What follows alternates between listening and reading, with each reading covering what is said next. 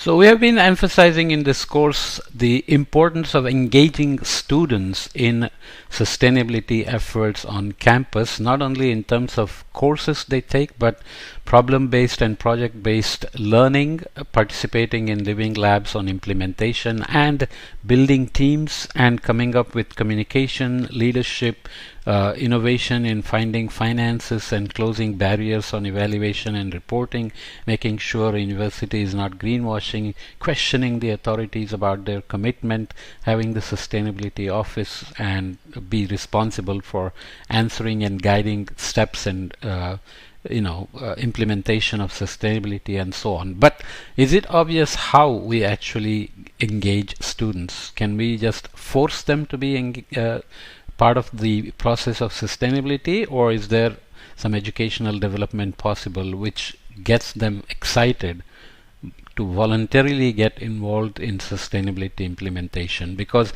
taking courses for a grade or participating in internships and projects and problem solving for grades is different than having their heart in sustainability implementation and to carry that passion to the outside world. So this is a little bit about that. Engaging students in cross-disciplinary research and education, a processual approach to educational development.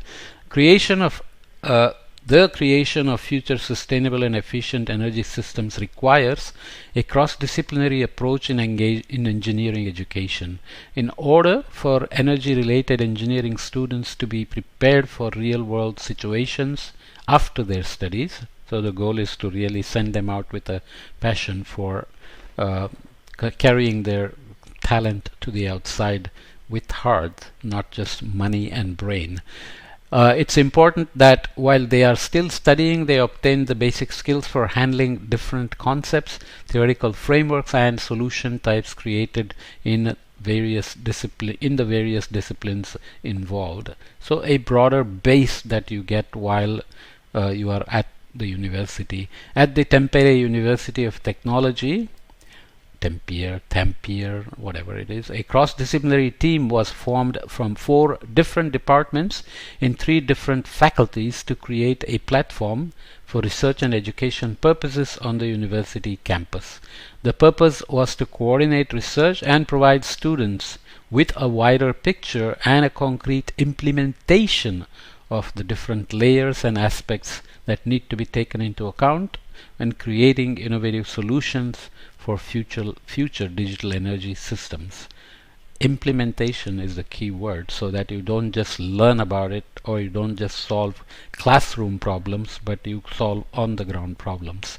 The creation of the platform started from a successful student ideation competition that produced many viable solutions. So students themselves created ideas via a competition to build this platform. This paper describes the bottom-up incremental process by which the cross-disciplinary platform was created.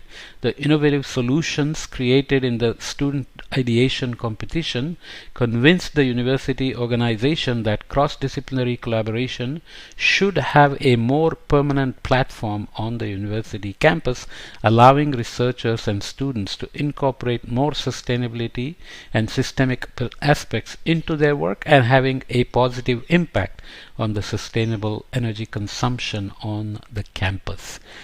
This cannot be emphasized enough, in fact, because often when a new master's program or a department or a center is created on climate studies, climate solutions, adaptation, sustainability, immediately curricula are developed with courses.